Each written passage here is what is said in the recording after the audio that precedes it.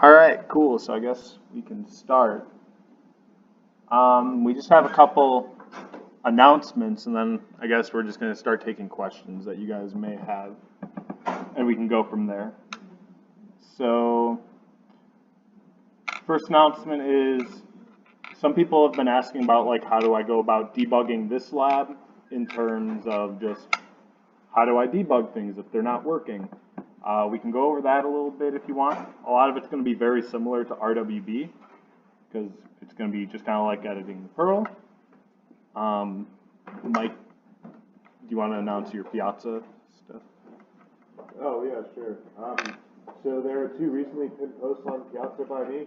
I mean, they might be relevant to you guys, or you probably already figured them out. One of them, if you guys are trying to do the lab in Python, is like some basic things that you have to do to set up your environment, to set up your virtual environment, which you're going to need to use Python on these lab machines, and also to set up the Python modules that you need to interact with the database and web server. And then the other post basically shows you how to set up, like how to configure your shells so that you can use the the scripts provided in the pgenda directory. So if you guys have any questions about those, please comment on them. But definitely refer to them if you're having any issue either with Python or with running the scripts in the pgenda /339 handout portfolio directory. So yeah. Do you have any announcements at all? No? Okay, so if you guys want, we'll let you guys kind of dictate the direction it takes. There's a couple things that we could do, or we can do none of them and you can just ask some questions if you'd like. So one thing that we could do is possibly talk about like different things that we're thinking about that you could try debugging your portfolio projects with. A lot of it's going to be just kind of how you debug RWB. So that may provide some value if you guys want to know about that. Another thing if you guys wanted is we could run through collectively as a mini team of peer mentors and TAs setting up our ER diagram for the portfolio project and give that a shot in live action. We haven't tried it yet, but we'll give that a shot. Or you guys can just ask us general questions as well about stuff you might be confused about either from lectures or just stuff in general. Yeah. Does anyone, well, I guess we can take a poll of general interest. Does anyone want us to talk about like debugging strategies? Again, it's going to be a lot like RWB and how we debug that. Some debugging strategies. Okay. What about setting up an ER diagram? A lot of you guys have done that, but it might be good to watch us try and do it live. Does anybody want that? Okay. 1, 2, 3. Okay, so maybe it would be better for if we, so what we'll probably do is end this earlier, and then if you guys want to go over your individual ER diagrams, we'll do that. Yeah, that would make sense then. We can go over your ER diagrams then. What was the third option? Just taking questions? I mean, that's always a thing. Yeah, taking questions is always a thing. Yeah, so before we hop into potentially thinking about some debugging things, because again, that might be more specific. If you guys have like specific things that you're wondering about, because I did see one group. Does anyone have any questions from like the lecture where you guys were maybe confused on something and maybe we can try and explain it in a different way or anything like that? Or just questions in general? Any questions? I mean, what did you guys want to get out of this discussion? Like, anybody have anything? Or do you just come just in case? I mean, yeah, that's a valid thing too. That's fine. I mean, remember, these are for you guys, right? So, I mean, we can try to stand up here and guess, like, what could be helpful, but we're never going to do a great job of that, right? So, I don't know. How's the project going? What are you guys stuck on? Let's try it a different way. So let's just do a progress check. Like by a show of hands, who in this room has finished writing out all of the relations for their database. Okay, healthy amount. Who has actually created SQL or like constructed the .SQL file to build your tables and all that? Okay, so yeah, we're kind of there. So everyone's basically at that point, and now they're actually, and I'm guessing you guys are all just starting to make the actual online app as well, right? Okay, okay. Trying to think what we. So is anybody stuck on something that you think would be worthwhile to go through together? So not to a certain point, but sometimes there are internal server errors, but the profile may not have a problem in terms of running because it may not have any space. I don't know, but like just how to debug when it's internal server error. Okay, cool. Okay, You want so. to go through how to use the error log? Are you talking about the ones that are available through on Murphy? I don't know where those are located actually. Okay, so it's here. So one thing that might be of help, and Mike was kind of whispering it to me, and the question was, how do we go about debugging when there's an internal error? Basically, it just pops up on the web page. I think it's 503 or something like that, that it spits out at you. So on Murphy, there is something called an error log. And I think if you search on Piazza for it, Peter touches on it a little bit, or Professor Dinda rather. And it is located on Murphy. Let me make the font bigger. So everything's in /var/log/httpd. /log. Okay. And this is located at, once it loads in a second, CD. I think I'm breaking Linux right now.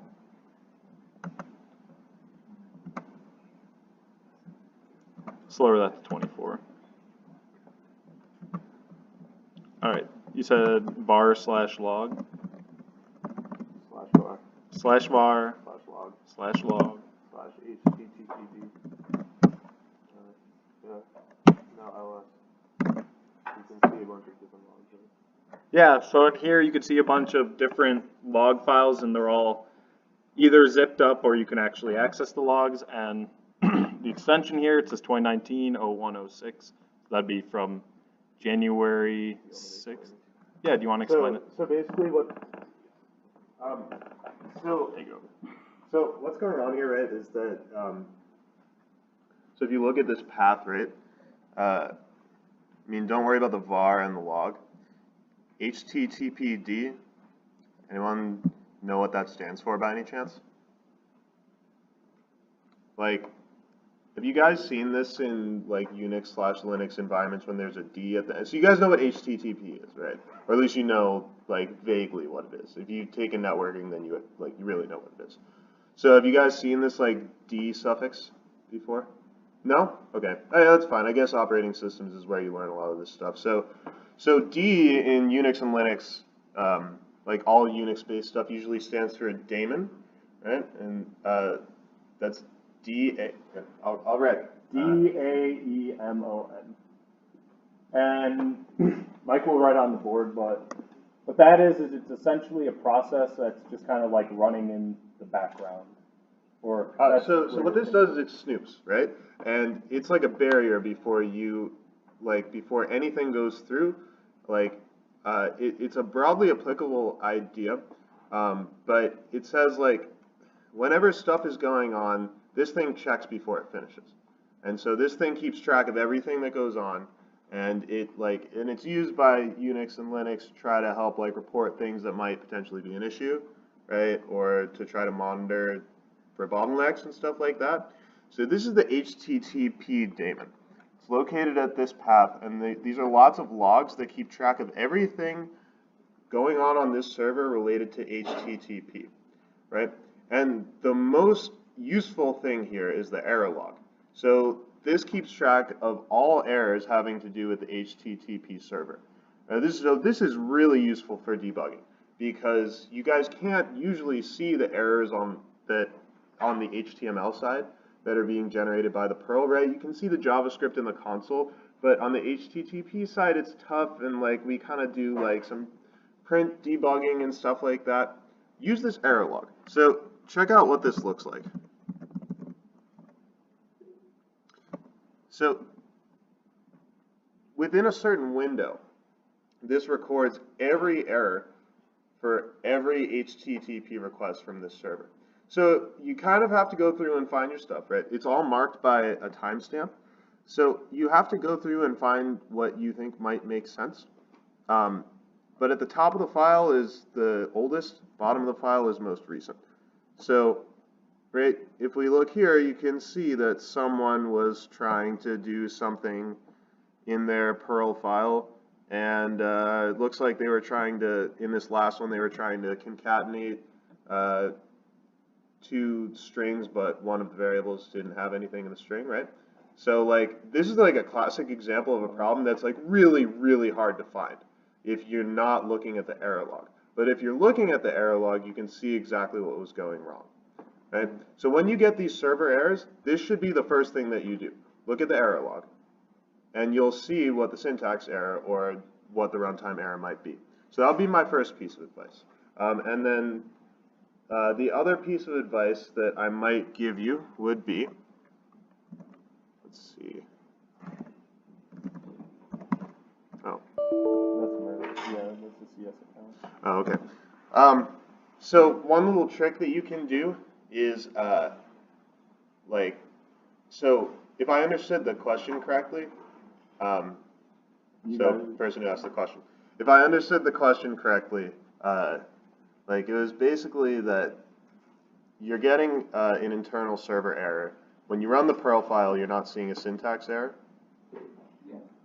Yeah.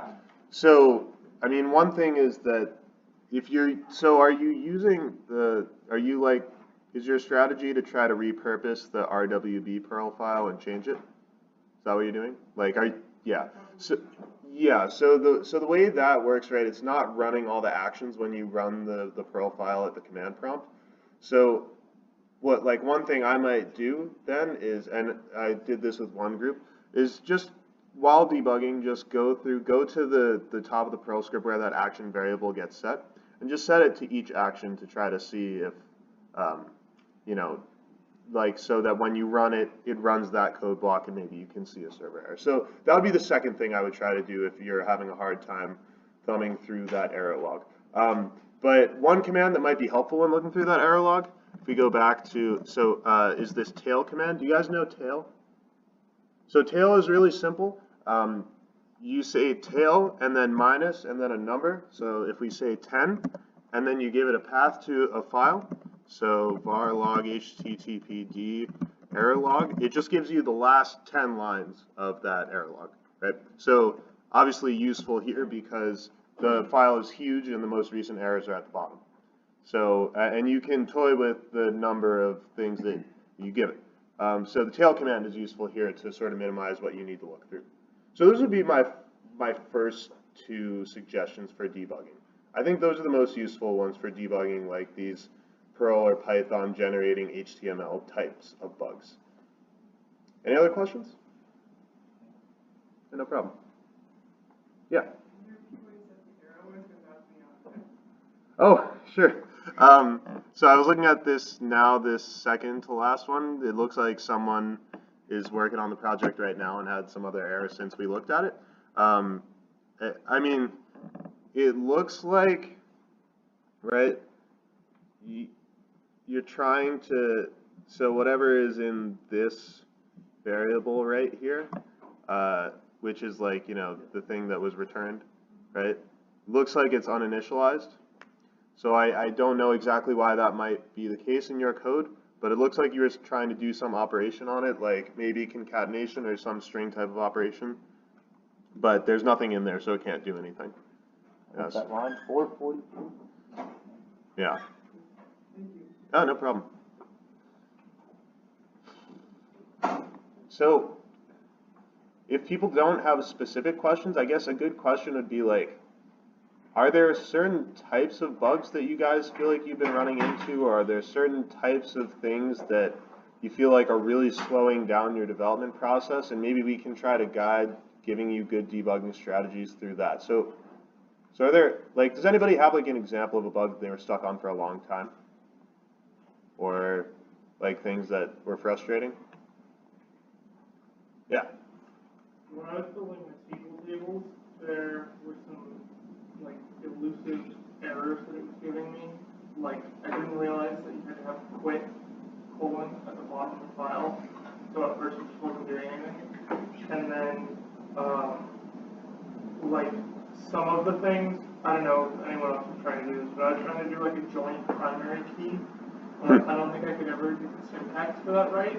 And then when I was like it wasn't giving me an error because when I was referencing them, it was giving me an error because neither one of the things I was referencing was a primary key. Yeah. Even though it like didn't tell me I couldn't make it a primary key. Mm-hmm. So yeah, so people watching, the question was basically generally like, how do you deal with elusive bugs in SQL?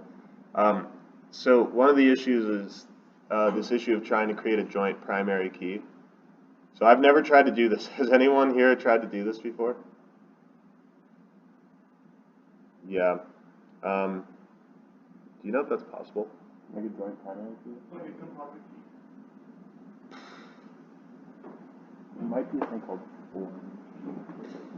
Yeah, well, there's foreign key, but that's for when you're referencing a different table. Joint. Yeah, I don't. My understanding was that a primary key refers to a single column. It seems to be possible from when I Google it, I heard it, but yeah,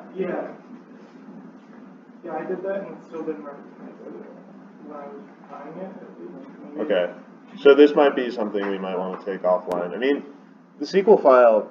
It's not. I mean, I kind of work around. Okay, cool. Yeah, I mean the SQL file you can run, right? So that's my best piece of advice. It's tough because you can't really get printouts. I mean, my general best piece of advice for debugging SQL is just try your commands at the SQL plus command prompt. That'll give you a more detailed error message.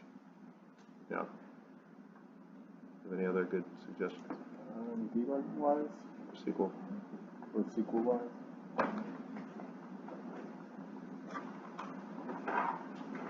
No, not really. Okay. Is there anything else people want us to go over? Yeah.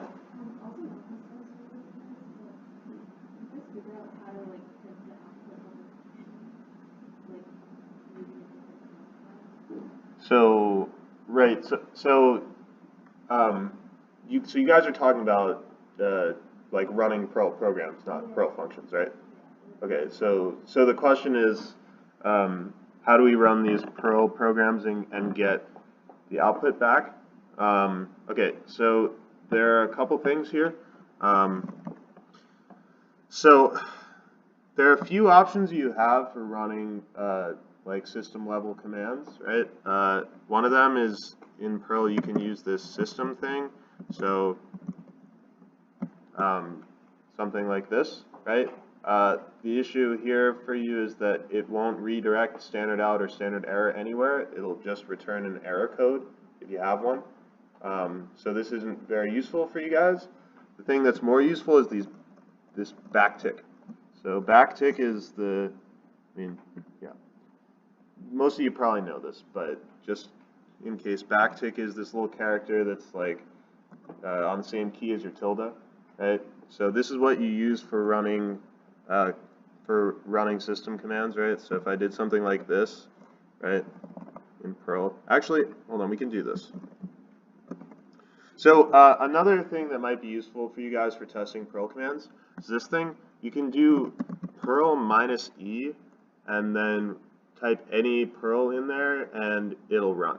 So for example, if I did Perl -e and then said backtick ls,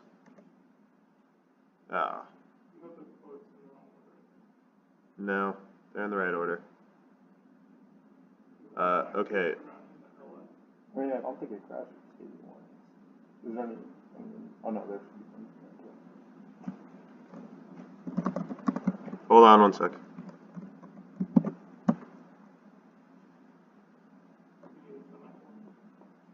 Thanks. Yeah, I don't know what's going on this machine, but this is definitely a thing that you can do. So if we did like Perl minus E print hello. Okay. I think there's just something wrong with this specific. Oh no, sorry, never mind. It is printing. Yeah. Okay, but generally, like you can test out Perl commands using this. So to be a little bit more.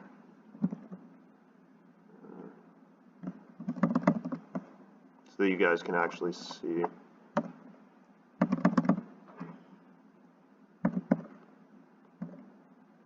See? So, good way of testing Perl commands.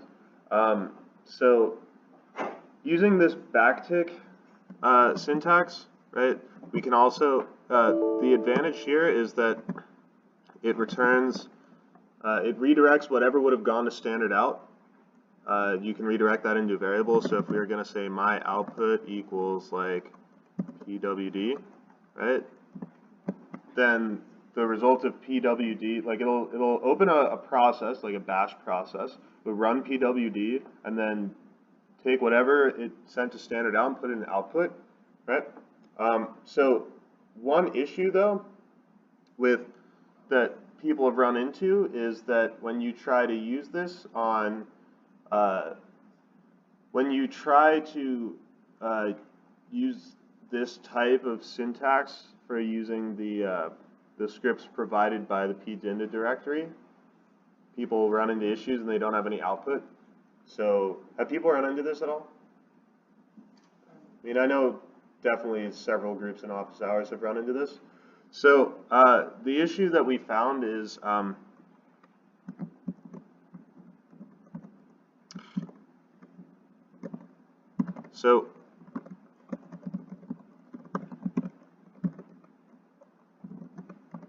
So these are the scripts that we're talking about, by the way. In order to use any of these, you have to run setup aura.sh first. Okay, so this is a very subtle bug, and like what I said in the Piazza post is run that inside your bash RC. The issue is that when you use these system level commands inside Perl, it spawns a new bash process, and that bash process is neither a login shell nor an interactive shell, so it doesn't run your bash profile or your bash RC. Okay, so that means you're not running setup aura.sh. Okay, and when you try to use these commands without having run setup aura.sh, which by the way looks like this.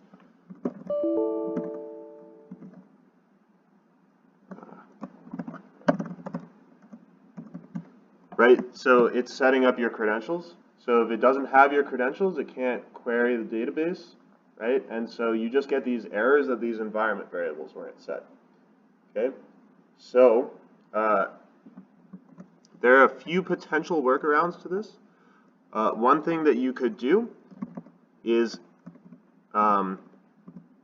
you can, so previously we had something like this.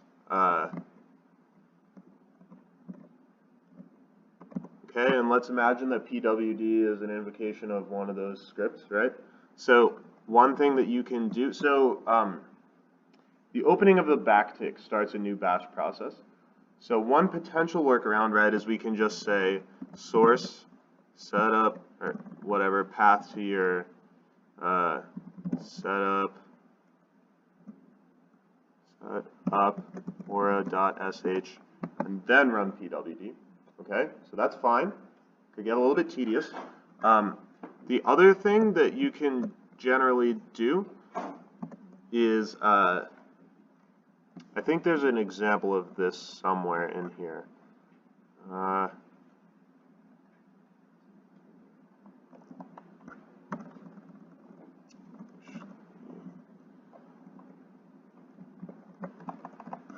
Give me 1 second, sorry.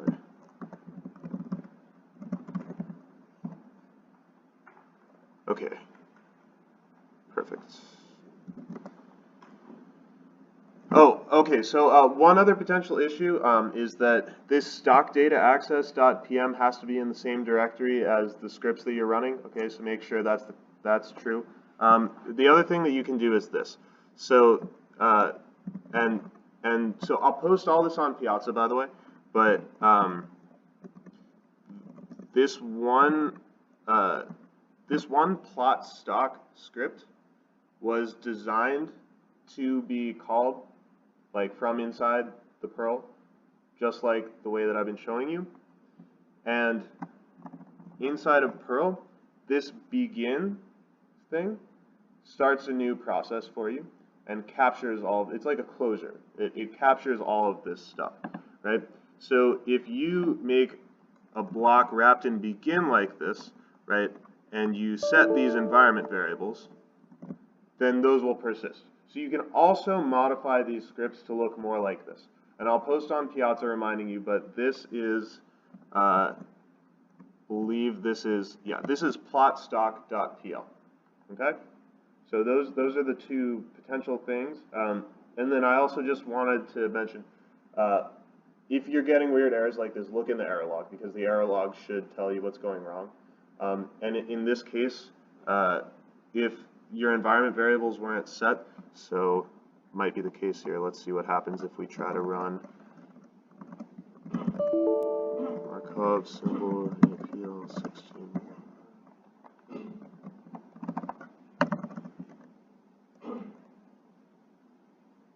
Okay, we got a different error, but you get this error saying that the environment variables weren't set, and you will see that in the var log httpd error log. Okay? So I know that was a long answer, so I'm going to post on Piazza to make it more clear. But there's kind of a lot of stuff that goes into that question, and it's a very subtle bug. Yeah. Okay, another question? Related to that, if you're doing the method where you just run setup aura.sh before you run your command, do you have to have all of the files in your current directory, or if you have added the path to the feeder directory with all of these files in it, you have to specify it? Yeah. So the question is basically, does the Perl file know where how does the Perl file know where these files that you're trying to run are?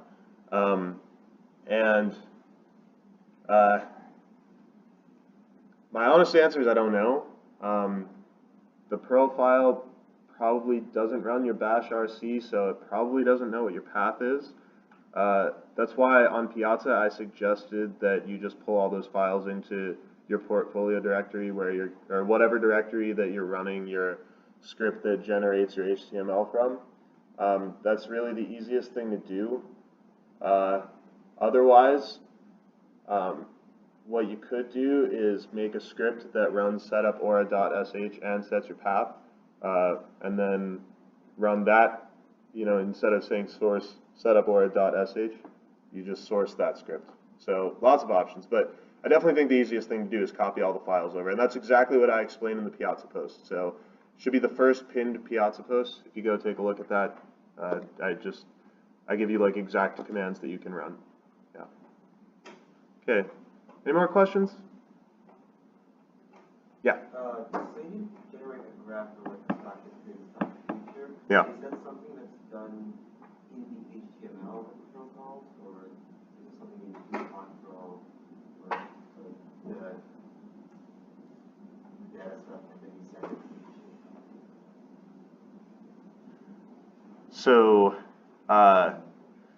So I think the question you're asking is who should be in charge of plotting the stocks? Is it the database, or is it the Perl, or /Python / whatever language you're using, or who's doing that? SQL can't make plots, so it's, yeah, so I mean the real answer should be that the database should be getting the data for you, right? Perl script could drive those queries, and then on the Perl side / whatever programming language side, you'll do the actual plotting. Yeah. Okay. Any other questions? Okay. Anything else? Outside of debugging stuff, is there anybody having confusions about converting stuff from the ER diagram to relations, or from relations to the actual SQL? Not necessarily the keys, because we can deal with that on a case-by-case basis, but Yeah, that's a good point. And, like, generally, is there any content from lecture that you guys want to go over? yeah. I mean, I know we just had the midterm, so you guys probably already studied all that and done, but. Okay. One kind of point that we want to make that came up a little bit here and there in office hours is that, remember when we were teaching ER diagrams that SQL is based on the relational model, not on the entity relation model, right? So your ER diagram might not map exactly to your tables, and that's okay. But it should model your data well, and it should include everything that's in your database, and it should not include things that aren't in your database. Those are the general guidelines. But don't overthink that part. And it seems like you guys are mostly past that, so. Yeah. Alright. Well, All right, cool. So if anyone has specific questions, then we'll be here for a little while, and otherwise, good luck, and we'll have office hours on, we'll have office hours tomorrow, Monday, and Wednesday, and labs due Wednesday. So yeah, keep going, keep punching off the outside. See you guys later. Yep. Alright, now So if you guys want to